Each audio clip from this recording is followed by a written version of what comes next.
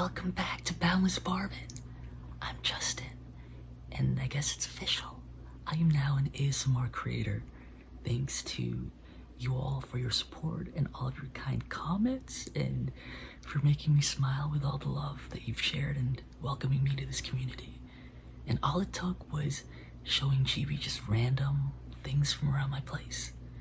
This is still a travel channel, so I will have other videos that cover my other adventures.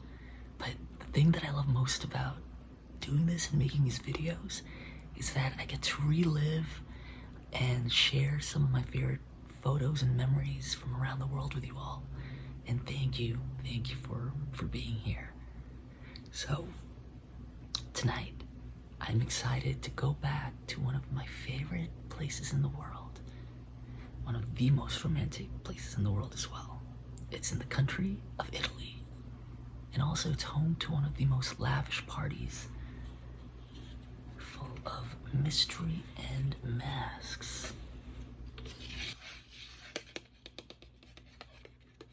Have you guessed it yet? Well, you probably did, because the title spoils the surprise. We're going to Venice. And in February, they have Carnival. They have lots of masquerade parties throughout the month.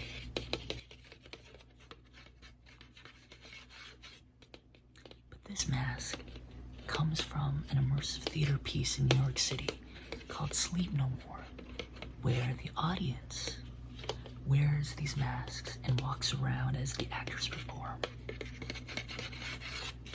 And it's set in this abandoned multi-level hotel in the meatpacking district. So it's very mysterious, it's very hip. I think it was featured in Gossip Girl a few years ago, maybe a decade ago. But I don't want to give you nightmares with this creepy mask.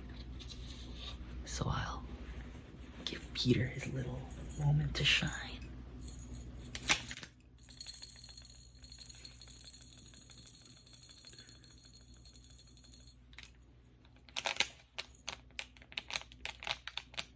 I am a grown adult, and I'm not ashamed to still have a stuffed animal in my bed.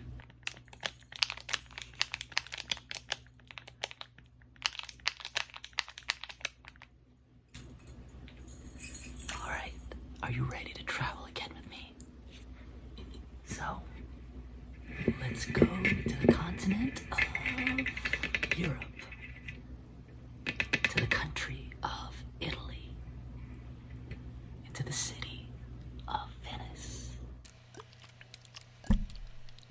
When I landed in Venice, I decided to take the scenic route into the heart of the city by taking the public ferry, which was a speedboat that brought you across the Venetian Lagoon. The anticipation grows as you see the first signs of the city. First, a tower. And then, slowly but surely, as the waves rock you towards the heart of Venice, you see the buildings materialize. How did this impossible floating city even get built?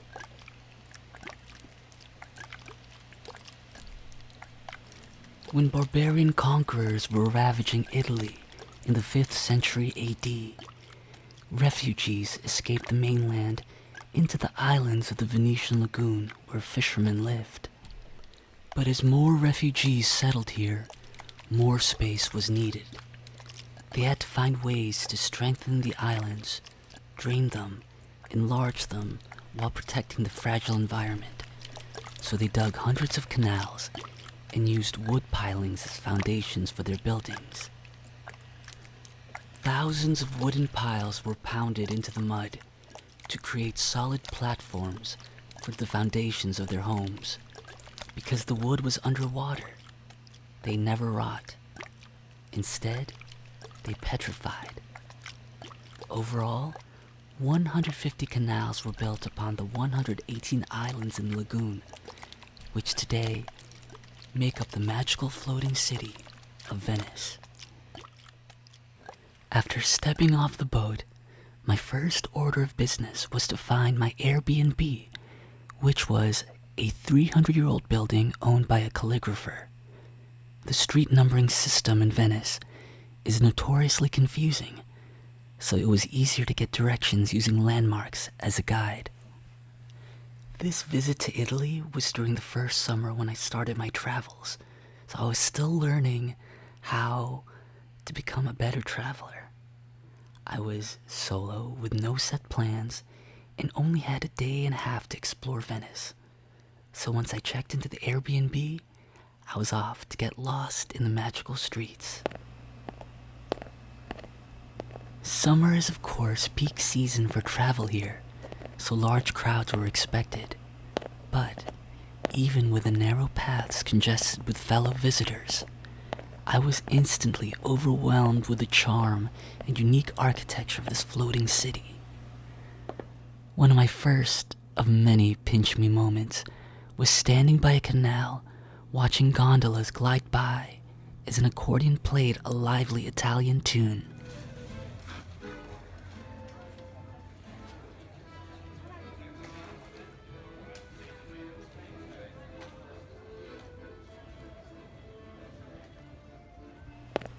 I was then off to the Grand Canal, which, as its name suggests, is the largest canal in Venice, measuring 2.5 miles long, 16 feet deep, and is anywhere between 90 to 300 feet across.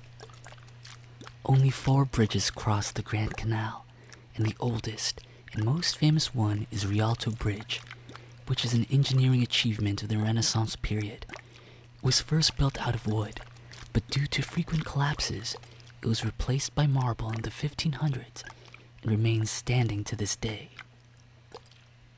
Nearby, I caught the end of the fish market for the day, which has been providing Venice with fresh seafood for over 700 years.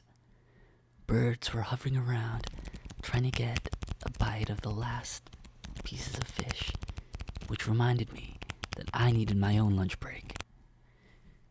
So my very first meal in Italy was a pasta dish, of course, right along the Grand Canal, as I wrote in my journal, watching people pass by, gondolas floating along, and still in disbelief that I had made it to one of my dream cities.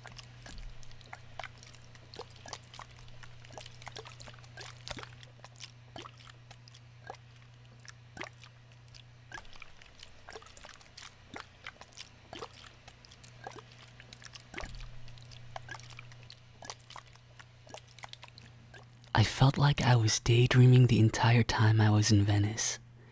This entire city is a work of art, so don't forget to pay attention to the small details around you, from the carved door knockers to the intricate window frames. Look up. I even came across a window display that read, "There are artists that don't realize they are artists." So to whoever is listening, this is your sign to pick up that pen, or paintbrush, or camera, and finish up that story. Start that painting, or get to filming that YouTube video you've been putting off. I purposefully got lost in the streets and alleyways, which led to many surprises. Dead ends into canals where you can hop into a gondola, a centuries-old church, and I even stumbled onto the hidden gem of Palazzo Contarini. Secluded in the middle of the area of San Marco, the palazzo's crowning feature is the addition of its spiral staircase reaching 90 feet into the sky. They named it the Scala Contarini del Bovolo. Del Bovolo translates to "of the snail" in the Venetian dialect, referring to the spiral shape. It was owned by the Contarini family, which is one of the founding families of the city of Venice. All it takes to get to the top are 80 winding steps. Are you ready to go up with me?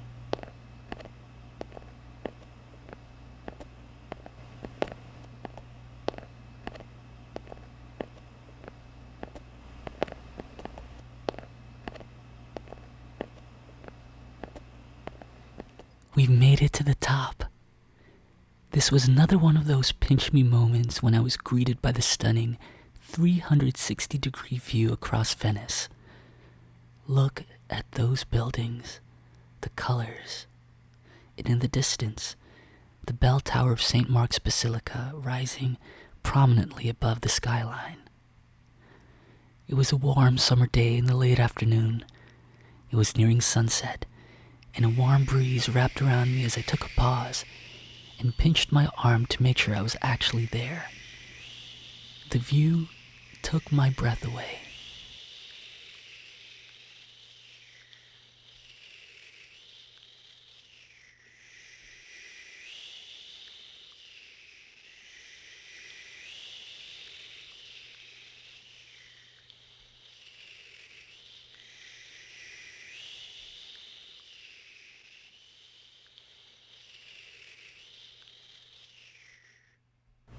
Back on the ground, I continued meandering through the streets. Streets where no cars or bicycles are allowed. I explored the more residential areas to avoid the crowds.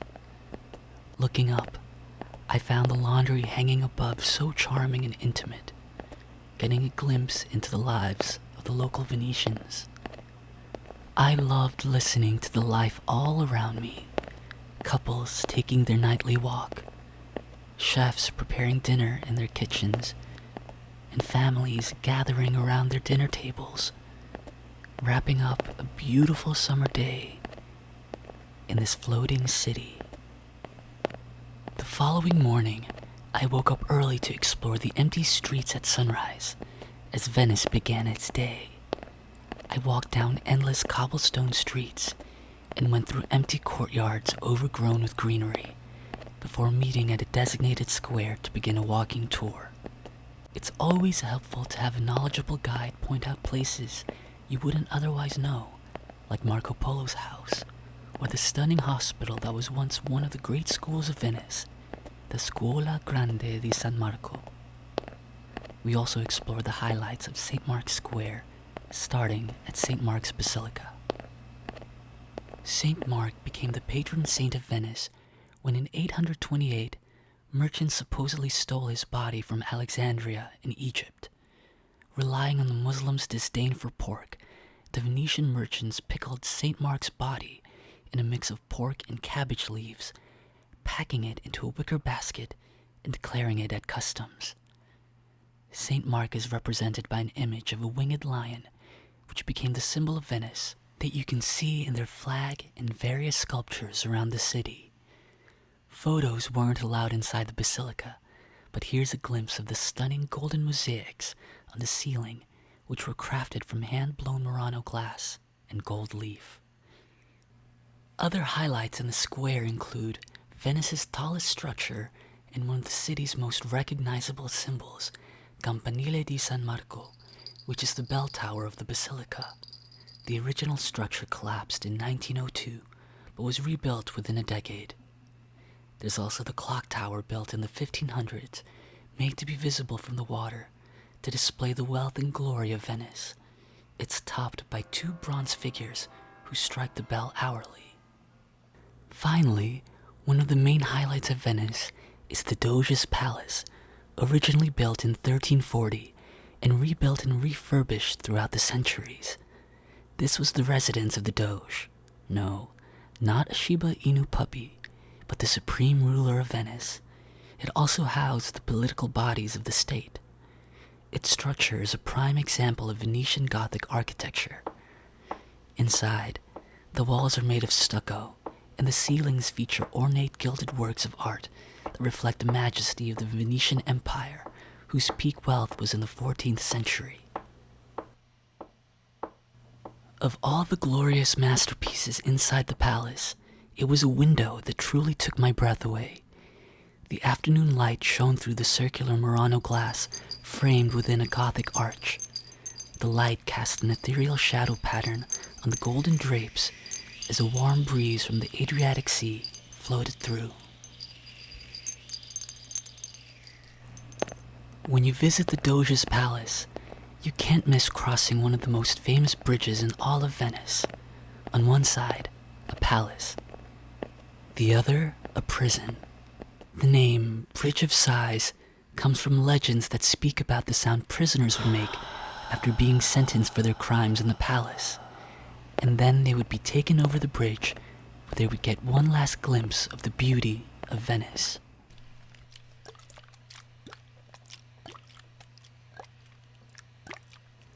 When I had to pack my luggage, board a water taxi for the train station, and say goodbye to this dream city, I felt like I was walking along my own bridge of sighs, not knowing the next time I'll be able to wander through the floating masterpiece of Venice.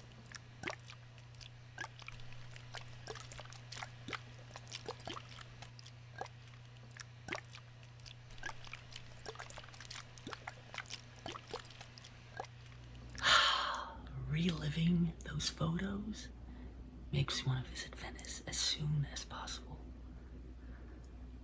One day. Well, thank you for sharing that with me. I hope that you're off to dreamland. Remember to stay boundless. And good night.